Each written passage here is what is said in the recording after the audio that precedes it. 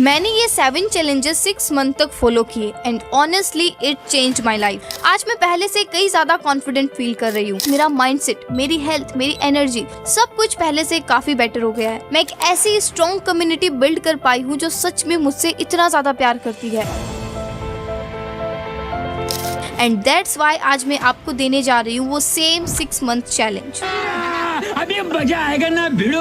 पर सबसे पहले जल्दी से एक पेन और पेपर लेके आ जाओ ताकि ये 7 चैलेंजेस आप नोट डाउन कर पाओ। बट उससे पहले मुझे एक चीज कमेंट करके बताओ कि आपको ये अम्बीजो चैनल कैसे मिला, कौन सी वीडियो सबसे पहले देखी थी और उस वीडियो ने आपकी लाइफ में क्या चेंज लाया। मैं सीरियसली सारे कमेंट्स पढ़ूंगी। तब आपने कमेंट भी कर दिया और पेन और पेपर भी रेडी है। So now let's begin. हम सेटिस्फाइड नहीं हैं, लेकिन फिर भी हम उसी सिचुएशन में रह चले जाए। ऐसे चैलेंजेस जो अगर आपने अपना देखना, आप बदल जाओ, चेहरा बदल जाएगा, जीवन बदल जाएगा। Challenge 1, impress fear. देखो वैसे तो मैं काफी कॉन्फिडेंट हूँ, आपको पता ही है। तो क्या नाचो मैं? बट कुछ टाइम पहले पता है क्या हुआ, मैं और मेरी सिस्टर एक शॉप में गए बट कुछ खास पसंद आया ही नहीं। तो मैंने बोला चल यार दूसरी शॉप में चलते हैं। तभी उन भैया ने बोला दीदी स्टॉक का लास्ट पीस ही बचा है, एक तो पैक कर ही दूं। हाँ कर दो। लेकिन घर आके वी आर लाइक तूने हाँ क्यों बोला यार? तू सिर्फ मुझे क्यों बोल रही है? तूने भी तो हाँ ही बोला था ना यार। लेकिन तू तो मना कर सकती थी ना। फिर 10 मिनट की आर्गुमेंट के बाद हमें रियलाइज हुआ कि हमने हाँ बोला क्योंकि हम डर गए थे कि हाँ नहीं बोलेंगे तो उन्हें ऐसा लगेगा कि हम बस टाइम पास करने आए थे। एंड आई रियलाइज्ड कि ऐसा सिर्फ मेरे साथ नहीं हुआ है, बहुत लोगों के साथ हुआ होगा। एंड दैट्स व्हाई हमारा फर्स्ट चैलेंज है इम्प्रेस फियर। आपको रोज एक ऐसा छोटा सा काम करना है जिसको करने से आपको डर लगता है। जैसे मेरे पैर ना स्लाइटली हैरी है तो मैं घर पे तो शॉर्ट्स पहनती हूँ, शॉर्ट्स पहन के खेलती भी हूँ, लेकिन ऐसे पैरों के साथ मार्केट जाना बिल्कुल नहीं। तो मैंने अपने इस डर को खत्म करने के लिए शॉर्ट्स पहना और मार्केट चली गई।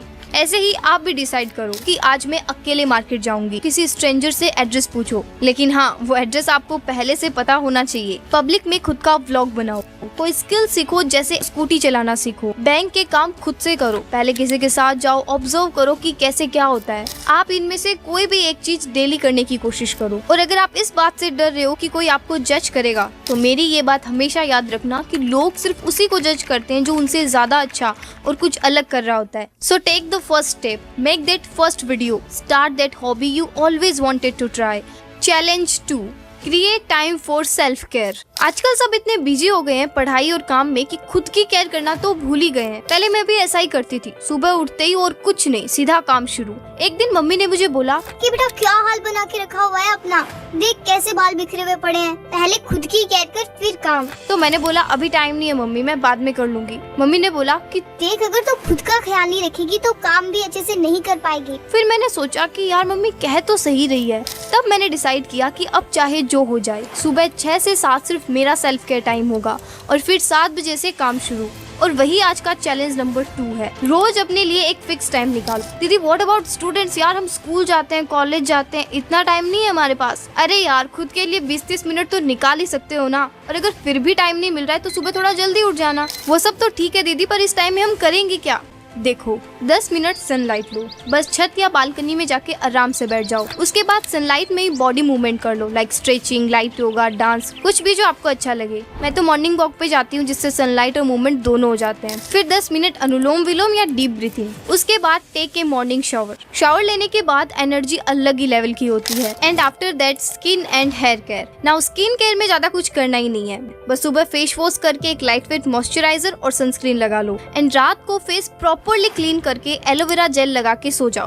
चाहो तो हफ्ते में एक बार एक सिंपल DIY मास्क लगा सकते हो, like Multani mitti and rose water. Now hair care. अपनी रूटीन में सबसे ज्यादा इग्नोर करते हैं हम अपने बालों को, है ना। स्किन केयर तो फिर भी हो जाता है, लेकिन हेयर केयर चीटिंग करता है तू। जबकि ये भी उतना ही इम्पोर्टेंट है। दैट्स वाई हमेशा केमिकल फ्री प्रोडक्ट्स यूज करो that actually nourish from the root. Now अगर आप भी हेयर फॉल, हेयर थिनिंग या ग्रे हेयर जैसी प्रॉब्लम्स फेस कर रहे हो, then I genuinely recommend you to try Sesa Ayu science concentrated hair growth serum. ये एक ऐसा सीरम है जो आयुर्वेदा और साइंस का परफेक्ट ब्लेंड है। ये क्लिनिकली प्रूवन है कि इसको यूज करने से 28,200 न्यू हेयर स्ट्रैंड्स ग्रो होते हैं सिर्फ 3 मंथ्स में। तो हाँ, आप इसको एक 3 मंथ्स हेयर ग्रोथ चैलेंज की तरह भी ले सकते हो। इससे हेयर ग्रोथ बूस्ट होती है by 214% in just 10 days. And आपको पता है ये मिनॉक्सिडिल से भी 2 गुना ज्यादा इफेक्टिव है। इसमें है साइंटिफिक एक्टिव्स लाइक रिडेंसिल, एनागेन एंड कैरास्कैल्प और आयुर्वेदिक हर्ब्स जैसे भृंगराज, नीम एंड रोजमेरी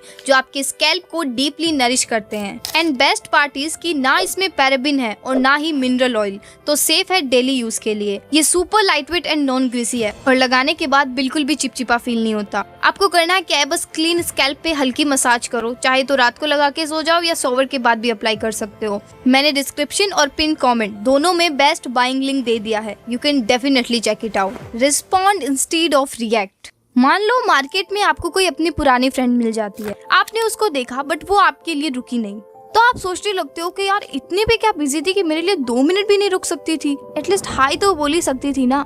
मैं तो उसके लिए यहाँ तक आई बट उसने तो इग्नोर ही कर दिया। ये होता है रिएक्ट करना। बिना पूरी बात को जाने समझे हम अपने दिमाग में कहानियां बना लेते हैं। बट अगर आप ऐसा सोचते कि क्या पता उसने मुझे देखा ही ना हो, शायद उसको कोई अर्जेंट काम हो। दीदी आप तो ऐसे बोल रहे हो जैसे आप कभी रिएक्ट करते ही नहीं हो। अरे नहीं यार, पहले तो मैं बहुत ज्यादा रिएक्ट करती थी, but now I am in the learning phase. लेकिन हाँ, अभी भी कभी कभी हो जाता है। जैसे एक दिन मैं अपनी सिस्टर का टॉप पहन के बाहर गई थी। जब मैं वापस आई तो ऑब्वियसली मैं थोड़ा थकी भी थी, तो मैंने टॉप को ऐसे सोफे पे डाल दिया। तो उसने मुझसे बोला कि प्लीज इसे अलमारी में रख देना, पर पता नहीं क्यों मुझे गुस्सा आ गया और मैंने बोला इतना भी क्या हो गया यार, एक टॉप ही तो है, रख दूंगी बाद में, अगर इतना ही प्रॉब्लम है तो खुद ही रख दे। उसने बोला कि तू हर बात पे ऐसे गुस्सा क्यों करती है, मैं सिर्फ बोल रही हूँ, और वो चली गई वहाँ से। बट थोड़ी देर बाद आई रियलाइज सिर्फ टॉप ही तो था और उसने तो प्यार से बोला था। मैं भी ना बिना वजह इतना रिएक्ट कर दिया। तो मैं उसके पास गई और मैंने बोला आई एम रियली सॉरी यार, पर मेरा इंटेंशन तुझे हर्ट करने का नहीं था। आई थिंक मैं थोड़ा थकी हुई थी ना, तो इसीलिए गुस्सा आ गया। उसने तो इट्स ओके बोल दिया, बट आई डीपली रियलाइज्ड कि it's not okay to react like this. मैंने एक सिंपल फॉर्मूला सीखा है, S+R = O, क्योंकि सिचुएशन तो हम कंट्रोल नहीं कर सकते, बट रेस्पॉन्स 100% हमारे कंट्रोल में होता है। जब भी कुछ ट्रिगर करे, close your eyes, inhale deeply for 4 seconds, hold for 4 seconds and exhale for 4 seconds। ये 12 seconds का पोज आपके ब्रेन को सिचुएशन को समझने का टाइम देता है। एंड ट्रस्ट मी, इसने मेरी कम्युनिकेशन को काफी स्ट्रॉन्ग बनाया है। बट दीदी एक सवाल अभी भी है मेरे मन में, पूछूं? हाँ हाँ पूछो पूछो, आप तो कुछ भी पूछ सकते हो, मैं आपको नहीं बताऊंगी। आप यही पूछना चाहते हो ना कि हम रिएक्ट करते क्यों हैं? देखो, जब कोई हमसे बुरा बिहेव करता है तो हम उस मोमेंट में तो चुप रहते हैं, पर अंदर ही अंदर वो बात हमें खाई जाती है। जितना आप वेट करोगे इन इमोशंस को एक्सप्रेस करने का, उतना ही वो अंदर से आपको हर्ट करेंगे। अगर भाई बहन या फ्रेंड के साथ लड़ाई हो जाए तो रात भर सोचने की बजाय उन्हें बोलो कि मुझे थोड़ा बुरा तो लगा है यार, बट मुझे लगता है कि हमें बात करनी चाहिए। Challenge 4, don't speak negatively about yourself. क्या आपको पता है सबसे ज्यादा आपके बारे में नेगेटिव बातें कौन करता है? मम्मी? नहीं। पापा? नहीं। फ्रेंड? नहीं।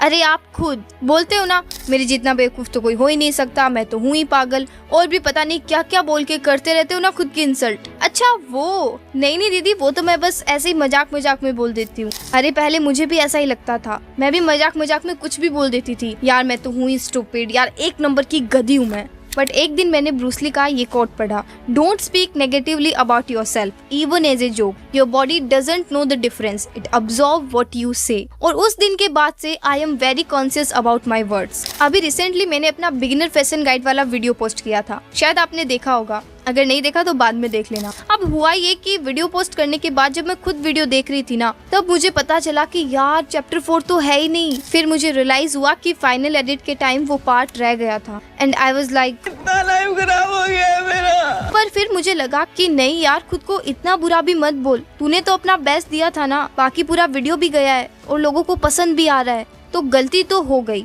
अब सॉल्यूशन क्या है? खुद को बुरा भला कहना? बिल्कुल नहीं। सो आई डिसाइडेड कि मैं उस मिसिंग पार्ट को इंस्टाग्राम रील में डाल दूंगी एंड आई डिड दैट। मैंने रियल लाइफ में ऐसे एग्जांपल्स देखे हैं जिनकी लाइफ उनके वर्ड से बिल्कुल मैच करती है। जैसे मेरे एक अंकल है, वो हमेशा यही बोलते रहते हैं, मेरी लाइफ में कभी कुछ अच्छा हो ही नहीं सकता, कैसे हो सकता है, मेरी किस्मत में नहीं लिखा, जरूर पिछले जन्म में कुछ बड़े पाप किए होंगे। एंड यू डोंट बिलीव, उनकी लाइफ बिल्कुल वैसी ही बन गई। बट कैसे? मैं बताती हूँ। जो चीज आप बार बार बोलते हो ना, चाहे मजाक में बोलते हो या सीरियसली, आपका सबकॉन्शियस हर वर्ड को रियल समझता है। फिर आप उसी के अकॉर्डिंग सोचने लगते हो और एक्ट करते हो, और धीरे धीरे वही आपकी रियलिटी बन जाती है। जैसे अगर आप बोलते हो कि मुझसे ये पढ़ाई नहीं होती, मैं तो बस टाइम पास करती हूँ। तो आप सच में टाइम पास ही करोगे। अगर आप बोलोगे कि मैं हुई बेवकूफ, तो आपके एक्शंस भी बेवकूफों वाले ही होंगे। So challenge 4 is don't call yourself any bad words in front of anyone, even in front of closest friend and family. And रोज एक बार मिरर के सामने जाके ये अफर्मेशंस बोलो कि I am confident, I am proud of myself, मैं फिजिकली और मेंटली स्ट्रॉन्ग हूँ, I attract the right people, the right energy and the right opportunities. और सिर्फ बोलना नहीं है, एकदम दिल से फील करते हुए बोलना है। Challenge 5 mindful eating. कुछ टाइम पहले तक मेरे खाने का रूटीन एकदम सिंपल था। प्लेट ले लो और टीवी या फोन ऑन कर लो। स्पेशली तारक मेहता का उल्टा चश्मा, बिना उनके तो मैं खाना भी नहीं खाती थी। मैं कब खाना शुरू करती थी, कब खत्म हो जाता था, कितना खाया, क्या टेस्ट था, कुछ भी याद नहीं रहता था। और अगर फोन या टीवी ना भी हो तो मैं अपनी प्रॉब्लम सोचती रहती थी। और वो वाला काम तो पेंडिंग ही पड़ा है, और ये 6 मंथ चैलेंज वाला वीडियो जाने में लेट ना हो जाए यार। मतलब मैं खाना उस एनर्जी में खाती थी, स्ट्रेस, फियर, इरिटेशन या एंगर। और जब हम ऐसी एनर्जी में खाना खाते हैं तो वो खाना हमारी बॉडी को हील करने की बजाय और ज्यादा हार्म करने लगता है। फिर एक दिन क्या हुआ, खाने के बाद हम सब बैठ के ऐसे ही बात कर रहे थे, तो पापा ने बोला कि आज सब्जी बड़ी टेस्टी बनी है। और मैं सोचने लगी कि यार मुझे टेस्ट याद क्यों नहीं आ रहा। अच्छा, तो मैं फोन देखते देखते खा रही थी। And that's when I decided कि अब से मैं माइंडफुल होके खाना खाऊंगी। पूरा दिन यही सोचते रहते हो कि आज क्या खाना है, और जब एक्चुअल खाने का टाइम आता है तो खाने को छोड़कर पूरी दुनिया के बारे में सोचने लगते हो। तो अब से जब भी खाना खाने बैठो, टीवी, फोन, डिस्ट्रैक्शन सब हटा दो, सिर्फ खाना और आप। सबसे पहले थैंक यू बोलो हर उस इंसान को जिसकी वजह से आपकी थाली तक खाना पहुंचा है। आपकी मम्मी जिसने खाना बनाया है, आपके पापा जिनके पैसों से ये आया है, वो फार्मर जिन्होंने इसे उगाया है, और नेचर जिसने हमें ये सब कुछ दिया है। वाव, कविता बन गई। और हो सके तो जमीन पे बैठ के खाना खाओ, स्मेल करो, फील करो और अपने हाथों से खाओ। मैं तो आज भी कहीं शादी वादी में जाती हूँ ना, तो हाथ से ही खाती हूँ, एंड आई लव इट भाई, इसमें क्या शर्म। ट्रस्ट मी, हाथ के खाने खाना टेस्ट ही अलग होता है। अब आप बताओ, आपका क्या ख्याल है इस बारे में। Challenge 6 limit sugar intake. मुझे ना मीठा बहुत पसंद है, और शायद आपको भी होगा। जब घर में मिठाई आती थी ना, मैं तब तक शांत नहीं होती थी जब तक कि पूरी मिठाई खत्म ना हो जाए। लेकिन फिर मुझे एक ऐसी बात पता चली जिसके बाद मैंने लगभग रिफाइंड शुगर छोड़ दी है। ज्यादा शुगर से फेस पे एक्ने, पिंपल्स और डलनेस बढ़ने लगती है। पर दीदी मैं तो बहुत कम ही चीनी खाती हूँ, बस चाय या कॉफी में बस थोड़ी सी। यार मुझे भी पहले ऐसे ही लगता था, लेकिन सच तो ये है कि जितने भी biscuits, chocolates, cake, ice cream, cold drinks होते हैं ना, उनमें रिफाइंड शुगर लिटरली भर के होती है, और ये सब हम बिना सोचे समझे कंज्यूम करते जाते हैं। इसीलिए आपको शुगर का इंटेक ग्रेजुअली कम करना है। पर दीदी कभी कभी तो मन करता ही है ना कुछ मीठा खाने का। ऑफ कोर्स करेगा, बट मैं ये थोड़ी कह रही हूँ कि आप एकदम से सब कुछ मीठा खाना छोड़ दो, नहीं, पर थोड़ा कॉन्शियस होना जरूरी है। लेकिन जब भी आपका शुगर खाने का मन करे, आप फ्रूट्स खा लो। और अगर आप ये 6 मंथ्स तक कंसिस्टेंटली फॉलो कर पाते हो, तो आप देखोगे कि आपकी स्किन कितनी क्लियर होने लगेगी और आप अंदर से कितना फ्रेश फील करोगे। Challenge 7 do one thing just for fun every single day. देखो, I know discipline, routine, time management सब जरूरी है, लेकिन खुश रहना उसका क्या, वो भी तो इक्वली इम्पोर्टेंट है ना। मुझे तो पूरे दिन काम करने के बाद सबसे ज्यादा खुशी तब मिलती है जब मैं शाम को गली में बैडमिंटन खेलती हूँ। कभी गली में खेल रहे बच्चों से बात कर लेती हूँ, कभी बस डांस करती हूँ, तो कभी म्यूजिक सुन लेती हूँ, तो कभी खुद ही गा लेती हूँ। हर दिन कुछ भी करो, ड्राइंग करो, म्यूजिक सुनो, वॉक पे जाओ, चाय बनाओ, अपनी कोई फेवरेट डिश बना लो। कितनी बार बोलोगे दीदी, हम सब करते हैं ये। झूठ बोलो, बार बार झूठ बोलो। देखो, हम फ्यूचर की टेंशन में, कुछ बड़ा अचीव करने के चक्कर में इतना कुछ जाते हैं कि इन छोटी छोटी खुशियों को तो इग्नोर ही कर देते हैं, और फिर माइंड को आदत पड़ जाती है हर चीज को प्रोडक्टिव बनाने की। पर मुझे ऐसा लगता है ना कि जो वक्त आप खुशी से गुजारते हो, चाहे वो काम का ना भी हो, वो कभी वेस्ट नहीं होता। अरे ज्यादा खुश मत हो, मैं रील्स की बात नहीं कर रही हूँ, ठीक है। मेरी छोटी बहन को क्राफ्ट्स बनाना बहुत पसंद है, तो मम्मी बोलती है कि क्या मिलेगा तुझे इससे, तो वो बोलती है मम्मा खुशी मिलेगी, और क्या।